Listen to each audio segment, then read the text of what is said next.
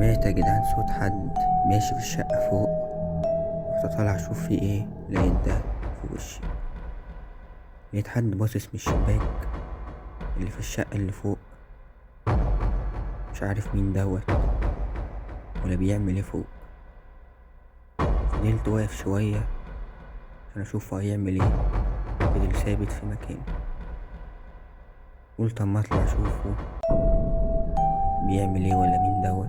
وانا داخل الشقة يا جدعان كنت داخل بحذر عشان كنت خايف.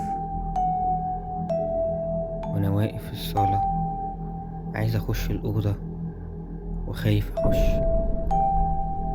فضلت امشي بالراحة كده عايز اخش بس خايف في نفس الوقت. وفضلت واقف يا جدعان عمال ارجع اشوف في المطبخ اي حاجة، ملقتش. قلت اما اخش الأوضة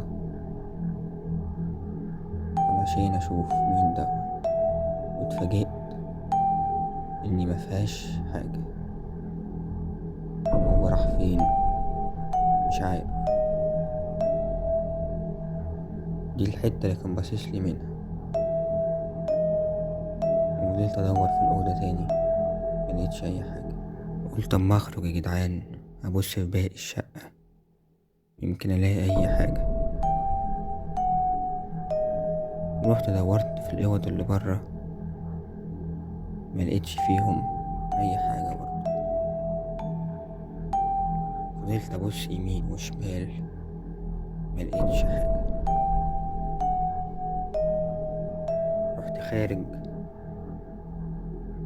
ادور في المطبخ برضه. فتحت النور وملقتش حاجة برضه. رحت واقف شوية في المطبخ ملقتش حاجة فيه. رحت ماشي.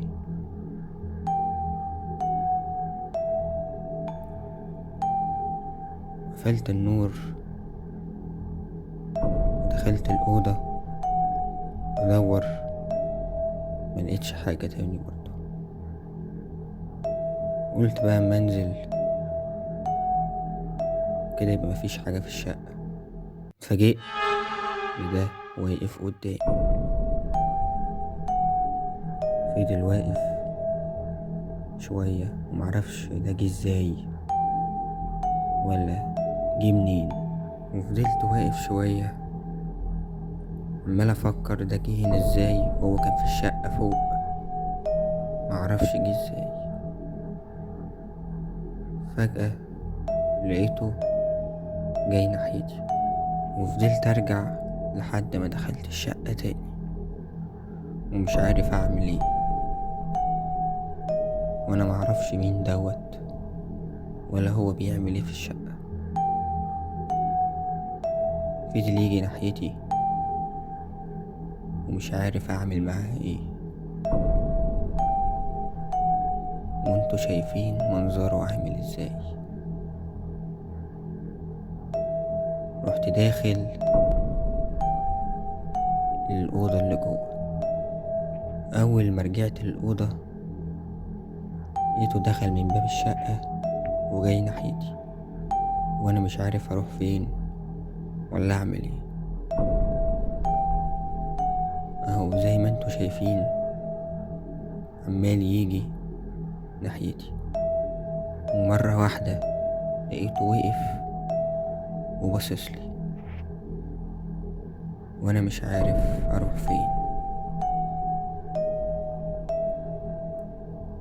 ومش عارف أعمل معاه إيه. لقيته بيقرب عليا ولقيته وقف وبيرجع تاني. مش عارف هو عايز يعمل ايه. وفجأة